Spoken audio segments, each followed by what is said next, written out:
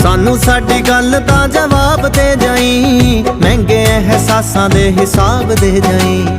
जिहदी पत्ती पत्ती कुर्बान हो गई, सानू ओही सहकदा गुलाब दे जाई। कि महका मुड़ आउणियां ने मालिया, जड़ां नूं पानी पालवें किधरे। महका मुड़ आउणियां ने मालिया, जड़ां नूं पानी पालवें किधरे। किते निशानो शौक तां